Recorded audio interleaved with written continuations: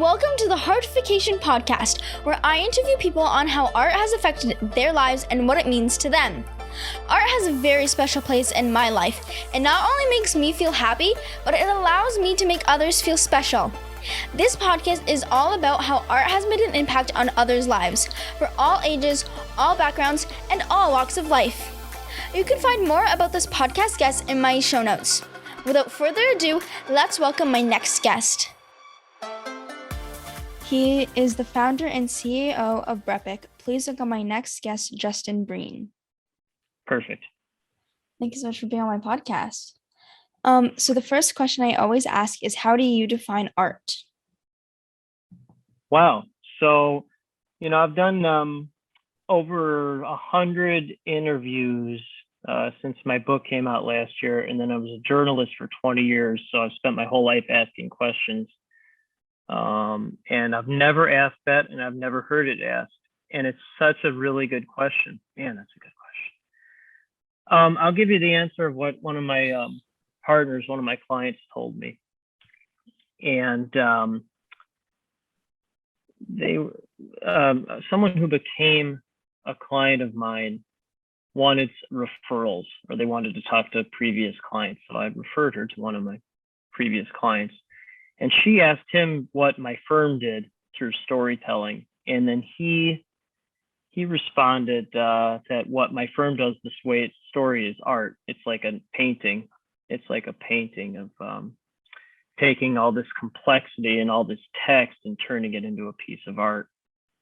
And I was really grateful for that, because I think that's what it is. It's taking all this stuff and all this blah, blah, blah, and then turning it into something that's understandable for journalists, and then that humans and users or readers or listeners want to learn and want to be inspired by. So that's how my brain works. It takes all this complexity and turns it into patterns, whether it's a story of art or a pattern of art. And that's just kind of how it works. And I always used to question my brain, but I stopped doing that when I started my company. Now it's just like, just creating art. Good question. Yeah, definitely. That's awesome. And what art forms are you exposed to? So my older half sister, she's 6 years older than me. She's a graduate of the Chicago Academy for the Arts, which is one of the top private arts high schools in the world. And then she went to an arts college in Boston, and she's a brilliant artist. My youngest brother, who would be 40 now, he passed away when he was 29. He never listened or read music, but he could just play the piano at like a Beethoven level. So my childhood was listening to this genius piano and guitar player. And sometimes people that smart, who are that level of geniuses, they can't relate to society. And it's very, his death was very tragic. And my brain, I guess it's art in that way, but it's a different type of art. It's textual art. And then my wife's a pediatrician, and the way she memorizes things, and then she's told it once or looks at it in a book once, you don't have to tell her ever again. It's incredible, her memory. And then our sons, who are 8 and 7, have that combination of my text brain, my ambition brain of art, and then my wife's memory and science memory. And it's incredible to watch them evolve artistically, intellectually, entrepreneurially, if that's a word, but it's fascinating to see that every day. Yeah, definitely. That's awesome. I love that. Do you see storytelling as an art form? And if so, why? Man, these are good questions. And, the best part about being an entrepreneur, and I was telling your dad this as well, and you're living proof of it. How old are you, 14? Yeah, 14.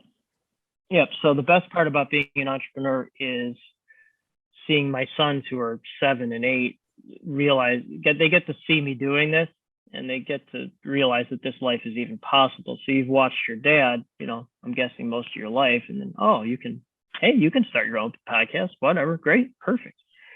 And that's what's so great about it. And, I'm 100% simplifier. So again, my brain takes all this complexity and simplifies it. That's just how it works. It's always done that. And, technology gets faster and faster, and microchips get smaller and smaller. We're talking on a Zoom call, which, 20 years ago, 10 years ago, didn't really exist. So that's all great, but there's two things that they'll never change, never. One is the power of real relationships, real ones, not AI, real ones. And then two is the power and the art of storytelling. Because if you look at the world's history, humans have always been storytellers.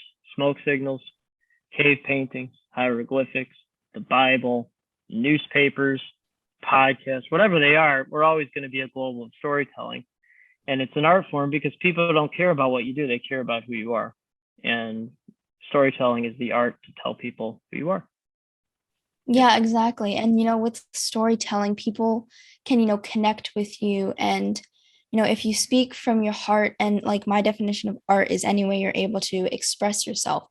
So when you're telling a story and you just express yourself, people will relate to you and you'll have that connection with them. Well, and so I'll tell it from a firsthand perspective and then a client perspective, a connectivity perspective. One, you are a very high level thinker, and your brain will continue to evolve. You'll definitely surpass your father's brain, and he's a very high level thinker, but you'll be way beyond him. And I'm sure he'll appreciate me saying that.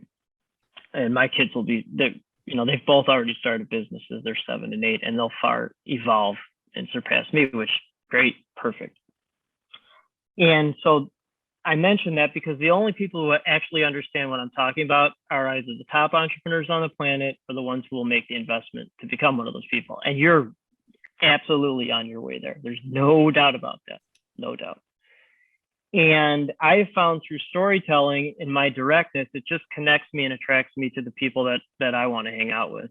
And those people love me. They love me because they're all over the place. They're very complex. They have all these ideas. And then my brain simplifies and turns their genius into an art piece of story, a way of communicating their complexity simply to journalists and podcast hosts.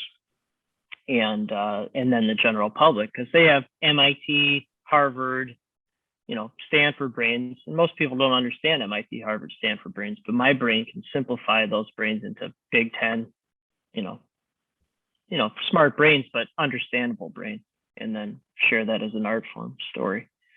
And when you attract the right people, and my directness just attracts the right people, then those people are the ones that change the world. And I can simplify their message and then change the world through their ideas and their execution. That's the way I help the world. Most people don't understand what I'm talking about. Those people do. I can simplify their message and change the world by sharing those folks' message for the world. That's how I can do it. Yeah, that's awesome. And you like to be associated with only the top people in the world. So how have they influenced your creative ability? Man, these questions are so good. And I have 50,000 followers on social media. I'm going to share the hell out of this because, my wife and I have been on the Today Show and been in Forbes and all that stuff, and been interviewed. Your questions are better than almost everyone because they're so simple, and yet they're very profound. They're very profound, and I love how your mind thinks. And so I'm doing a deep dive on this one. Okay, this is a real deep dive, and these are the types of things I think about. Okay. And I actually wrote this down today, which I never write. I never write it, but you ask it in a way that I'm like, okay, I'm gonna do this. I'm gonna actually tell this story because I think you'll understand. So my grandparents, my father's parents, my grandfather was born around 1870. Nobody knows for sure. So my grandpa, not my great grandpa, not my great great grandpa, my grandpa would be, let's see, 18, he'd be 150, about 150 right now. My grandpa, not my great grandpa. And he and my grandmother on my dad's side escaped the pogroms of Ukraine when they were killing Jews in Ukraine. They escaped that to come to first New York City, then Chicago. No excuses, no excuses. Figure it out. They didn't speak a lick of English, nothing. And so they raised my father, who was born in 1916. He died when I was 13. He'd be 105 if he was alive now. So they raised him in a little building called 12 North State Street in Elgin. The building's still there. I went there about a year ago, and it was a very profound experience that the building was still there. My grandpa ran a little tailor shop, and the family lived upstairs. And now the building or the store is like a little cell phone store, which is interesting. So my father, he was a World War II hero, shot down 9 times in combat, many times without a parachute. Became an attorney in the Nuremberg trials, the president of an insurance company. No excuses, no excuses. And he died when I was 13, and he said every day the cream rises to the top. Every day. So from age 5, when I had some type of a memory, to age 13, every day, cream rises to the top, cream rises to the top. Okay, so cream rises to the top. And so before I was born, my dad was hit by a drunk driver head on. Drunk driver killed instantly. Dad broke every bone in his body, survived, no excuses. And my mom was his nurse. So she literally nursed him back to health. My mom was 27 when I was born. My dad was 61, 34-year difference. And I've, most of my days talking to the world's top entrepreneurs. I never met anyone in my life with more hustle than my mom, ever, never. My dad died, and she raised me and my 2 younger brothers. All 3 of us got college degrees. No excuses. Figure it out. No excuses.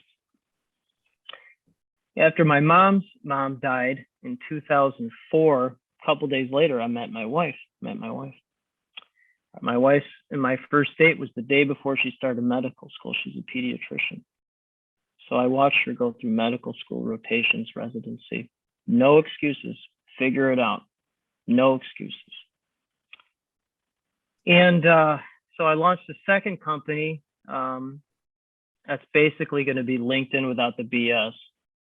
High price point, invite only connectivity platform. And we're having a big launch party September 10th in Chicago.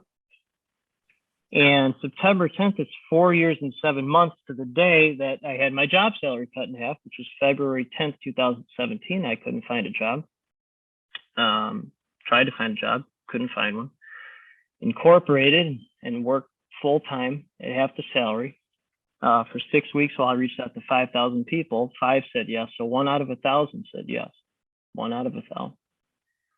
Most people can't do that, but I come from grandparents who are no excuses, you figure it out. My dad, no excuses, figure it out. My mom, no excuses, figure it out. My wife, no excuses, figure it out. Cream rises to the top. And so that room will be a room full of the cream rises to the top and no excuses, figure it out. So that's a long-winded way of answering your question, but I really thought about it. And I'm just so grateful for people like that because they'll never make excuses, only investment. And I have no tolerance or acceptance for excuses because I come from no excuses, only investment, and cream rises to the top at the very highest level. Yeah, that's awesome. I love that. Are there any creative things you do that lead to click-worthy stories for media outlets when you work with different businesses and brands? Yep. So, I'm 100%. First of all, thank you for letting me go elaborate on that because it's not a simple answer to the previous question. These are things I think about. And then the people I work with, they all think like this because they're flying the plane, they're not landing the plane. And so media only needs 2 things for a good story. Again, I was a journalist for 20 years and created my first business based on how PR firms annoyed me for 20 years. I don't know what PR firms do other than annoy journalists. I never understood it.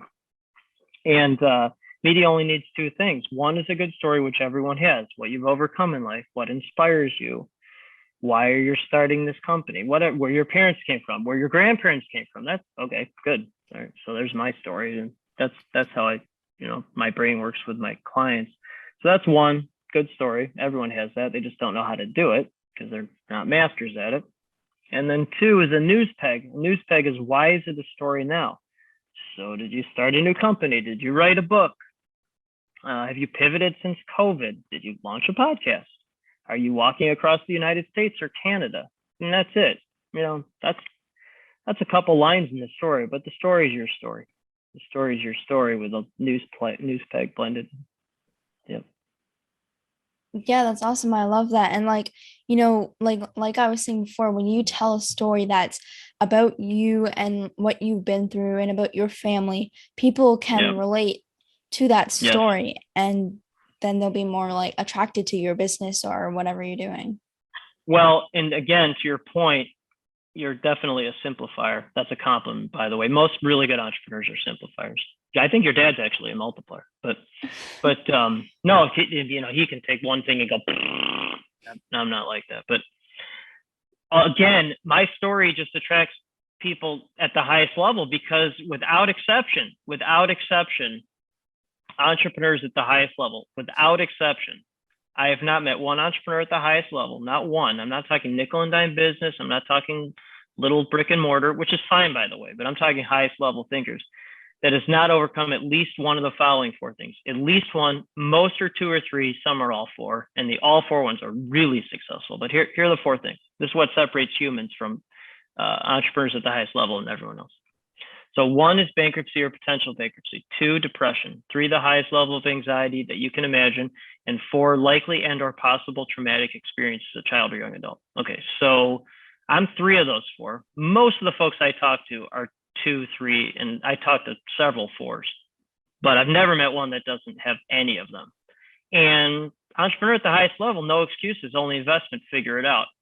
Get back in the plane without a parachute. Regular humans, small businesses, they use those as excuses their whole life. That's their whole life. And I have no tolerance for excuses. None. There are no excuses at the highest level, only investment.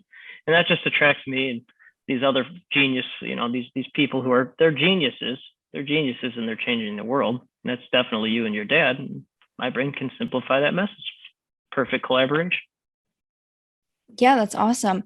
And are there any art forms you include in the stories you create for your clients? That's interesting, man. That's a really interesting question. So to land the plane here, the stories that my firm writes, my company's entire process on the website. There's no tricks, there's no gimmicks. Like, here you go, boom, boom. The art that's included in the story is it can be an embedded photo, embedded video, which these are definitely art forms. A collage, a PDF of some map. Those are all art forms that are included in the stories. So the stories that my firm does, they serve the journalist, they serve the podcast host, not the client. Byproduct is the client is served by the journalist or the podcast host, whoever it is, because the story is not serving the client, it's serving the people who want to interview the client. And they're served by looking at all these cool things, whether it's text or photos or videos or whatever, PDFs. Yeah. Yeah, that's awesome. I love that. And what art forms have you seen with the businesses and brands that you work with? Well, the purpose of my life is to be a connecting superhero for every visionary, abundance, investment mindset entrepreneur and share their stories with the world. Okay, so purpose of my life is to be a connecting superhero for every visionary, abundance, investment mindset entrepreneur and share their stories with the world. So entrepreneurs or people with abundance, visionary, investment mindset, abundance, visionary, investment, you can only be one of two types of people with those attributes. One, you're running a high six-figure US dollars, high six-figure to 10-figure business. You see your family and friends, whatever you want. So you do what you like to do and what you're good at. Or you're going to be one of those people. You're not there revenue profit-wise, but you will be. So there's no what do you cost or charge. There's no nickel and dime nonsense. There's what does an investment with you look like? Okay, so those people, without exception, they have this incredible idea. They're solving it. They're executing that solution. And whatever that company is, or whatever that book is, or whatever that platform is, it's all artwork. It's incredible. And I'll simplify it with one of the newer clients I've signed, and I'll introduce you to him. He's 100% multiplier. Wow. So his name's Craig Handley. He has a call center, 1,000-person call center. He employs 1,000 people. And his whole life, his dream is to win a Grammy. So he's partnered with folks like Coolio and Jay-Z. It runs a call center, okay? But no. He's done rap videos. I did a rap video about Maine, which is super interesting. And then his newest company, which he hired my firm to promote, it's called Social Close, which is essentially combining social media with a call center, basically creating human funnels, which is a fascinating art form. So he's getting awareness through social media engagement, whatever type of art that is, video, whatever. And then his call center, human bodies, are engaging with those people who are interested to close transactions. And I think that's the ultimate example of everything that you and I are talking about right now. It's literally art, literally what most people would think, and then it's business as well. And then he's, he'll probably win a Grammy. And he's a piano player and vocalist since he's been a very young child. So very interesting. Wow, yeah, that's amazing. And are there any creative or artistic things you look at when picking who you want to work with? So I've said this already, but I guess the way you said it, I guess it is kind of an art form. I haven't sold anything under an outbound anything in years because I'm the buyer, meaning like I only want to partner with the people that understand what I'm talking about. They pay my firm, but I'm just the buyer of those types of people. And so I think the art form is they have the right mindset of visionary abundance investment. And maybe just like 1 out of 1,000 folks said yes when I started my business, 5 out of 5,000, 1 out of 1,000 folks really have those attributes in their mindset. They might have 2 of the 3, they might have the abundance visionary, but they look at things as cost. I have nothing to say to that person because they're just going to make excuses. They're not going to change the world because they're making excuses. And so those 3 attributes in their mindset to me is an art form, because I just work on my mindset every day. And when you have the right mindset, it attracts the right network, and that creates great opportunities. So there's no need to sell anything. You're just a buyer, and those people happen to pay you. Yeah, exactly. That's awesome. And I see writing as an art form. So do you feel you were able to express yourself when writing your books? I'm so glad you asked that because, my first book, which very thankful for, Chris Voss, who wrote Never Split the Difference, did the foreword. So Never Split the Difference is one of the top business books in the last 20 years. And Chris Voss, genius. So I'm very grateful for that. And that book was basically, it was like a letter to myself. Because I really haven't done stories on myself with the exception of that book. And then use my story to really help people to make them understand what entrepreneur life really is. They think it's sunshine and rainbows, and it's certainly at the start, it's the opposite of that. It's the opposite of sunshine and rainbows. Again, bankruptcy or potential bankruptcy, 2, depression, 3, the highest level of anxiety you can imagine, 4, likely and or possible traumatic experiences as a child or an adult. So without exception, if you start a business, I haven't met one that hasn't overcome at least one of those 4 things. So by sharing my story, I hope to help others. Help them. Yeah, exactly. And as you were saying, behind the business is all the hard work and all the different obstacles that people had to go through to get where they are now. Well, so whether it's 1 out of 1,000 folks saying yes, the idea for my latest company, it was hatched in November of last year. The launch party is September 10th, and we're just starting to get clients for it. So that's almost a year of hard work, finding the right partnerships, and then executing. Most people can't. That's why what I talk about, only the top people on the planet understand it, because most people will never even think about starting one company, let alone 2. And then, to your point, doing the work. They're just not going to do it. And I have no tolerance for that because, it's a one-way conversation. There's nothing to say, and there's nothing to hear because you're not understanding what I'm saying, and you're going to make an excuse. And I can't help you if you make excuse. I can't do it. And but for the folks that have the courage to do it, the rewards are endless. Once you get through those 4 things and you figure it out, here I'm just sitting in my house, and my kids are with my wife right now. I think they're at Chuck E. Cheese Pizza. Do they have that in Canada? I don't think they do. Yeah, Maybe they they do. do. They do. Okay, good. Yeah, so that's a fun place, and then they'll be home, and then I'm going to take them to soccer practice and hang out with them and get to partner with all these amazing visionaries like Craig Handley and share their stories to the world and make as much money as I want to and not do any outbound sales, and then start another company with a business partner who's based in San Francisco. I've never met him in person because that doesn't matter. And then first time we'll ever meet is at this giant launch party that I'm hosting at the Chicago Yacht Club, which is one of the most beautiful places in the world. Okay, but you have to get through those 4 things first, at least one of them. Most people can't do it, and they won't do it. No excuses. I love that. Yeah. And art can be therapeutic and it can help people through difficult situations. So, has art ever helped you through a difficult situation? And can you give an example? I mean, I guess my whole life. I mean, when you lose your father at 13, and then, your youngest brother dies when he's 29, and he'd be 40 now. He'd be 41 now. I've always used writing and connectivity, and connectivities in art as well. That's my whole life. I don't, one of the first photos of me is I was sitting on my mom's lap. I was maybe 6 months old, and I'm sitting on my mom's lap reading the Chicago Sun-Times newspaper. And, I wasn't reading it, but I was looking at it, and then would read the sports section with my dad when I was a kid. And my dad wrote this diary of his fighting in the Battle of the Hurtgen Forest toward the end of World War II, which is a very deadly battle.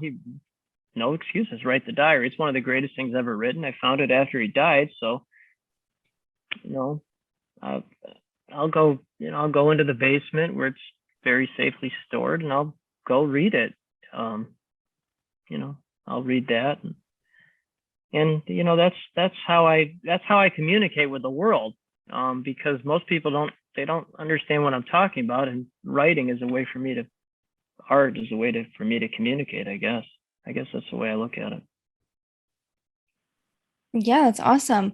And are you attracted to any particular artist? So if you look at strictly musicians, I'm fascinated by Bono and Matthew Bellamy. So Bono, lead singer of U2, and Matthew Bellamy, the lead singer of Muse. And I'm amazed by them because they have art of vocals, but they're also brilliant musicians. But most importantly, they're visionary entrepreneurs who happen to be musicians. They're not musicians who are musicians. They're entrepreneurs. Blind ambition. They have blind ambition and the courage to go so big with whether it's sound or stages or the way they just play and the way they sing. It's incredible. And they celebrate their uniqueness. They don't shy away from it. They celebrate it. And I have what most people would think is a very strange brain. But that strange brain, it somehow attracted my wife, who's the nicest person I've ever met. And then this brain created one global company and just launched the second one that'll be 100, if not 1,000x bigger than the first. So I just embraced my uniqueness, my strange brain.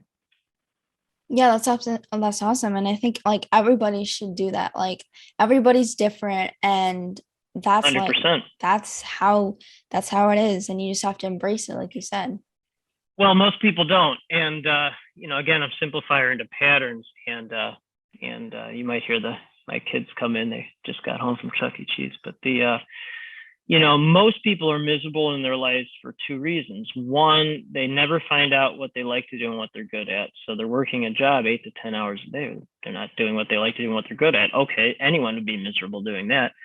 And there's a second dovetail to that, which is really tragic to me, is that they actually find out what they're good at and what they like to do, and they never do anything about it. They don't embrace their uniqueness. And then they don't double down on it. So I know what I like to do, what I'm good at, and then I just keep doubling down, keep doubling down, keep doubling down on the purpose of my life. And I'm just, I'm just so great. I'm so grateful that, I have the right support. Hey, buddy. Oh, we got a stuffy. Nice. And I'm so grateful that I have the support system that allows me to embrace my unique brain. And then I have the courage to just keep using it and keep embracing it.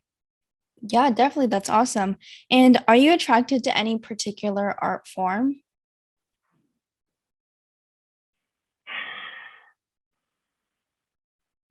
I want to think about that.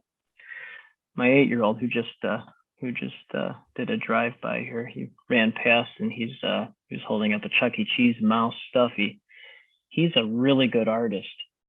And I'm not, in terms of like painting and constructing things. I don't like using my hands for anything other than typing. But I love watching his art forms. I love watching him paint and build things with clay. And we had this like empty box, and he made like a baseball field out of it where it was like green, and then he had the base paths and the stands. I'm like, oh man, I can't do that. I mean, I could try, but it'd be a nightmare for me.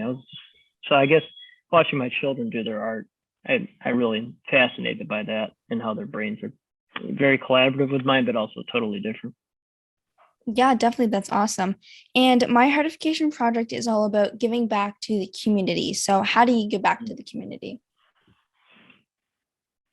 Yeah, if you look at the nuts and bolts things, I've started, through my first company, started several scholarship funds through the partnerships I have.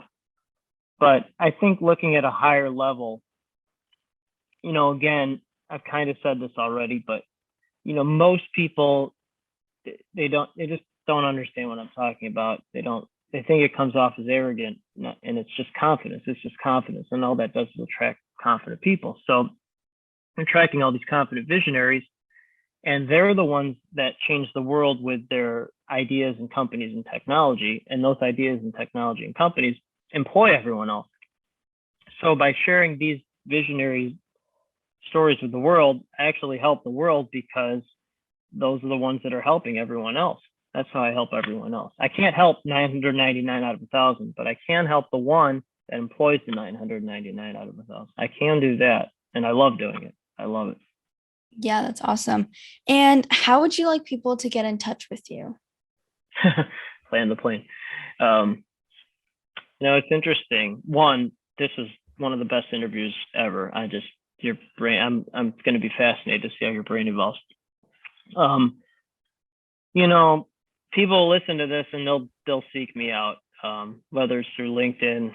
My company's called BrEpic, BrEpic LLC. We never talk about that, but that's fine. But BrEpic LLC, and then if it is helpful, the book is called Epic Business. It's an international bestseller in 6 countries, including Canada, and then #1 for entrepreneurship in the U.S. And you can get it, Amazon. It's on Audible, Barnes and Noble, Books A Million, Target Canada. So that, the book's basically 30 things I learned in the company's first 30 months from some of the top entrepreneurs in the world, and then how I created a global company with zero business background. So I wrote it to help people. I guess I can help people that way too. So strongly recommend reading that, Epic Business. Awesome. Yeah. Well, thank you so much for being on my podcast. Yeah, this is great. And can't wait to re-listen to this and then share how your brain works with my followers. Yeah. Awesome. Thank you for listening to this podcast. Remember, if you want to find out more about this guest, please go to my show notes where I have all the links needed. If you enjoyed this podcast, please subscribe to my podcast series and help me by sharing it, leaving a rating, and a comment. I hope you join me on my next podcast. Bye for now.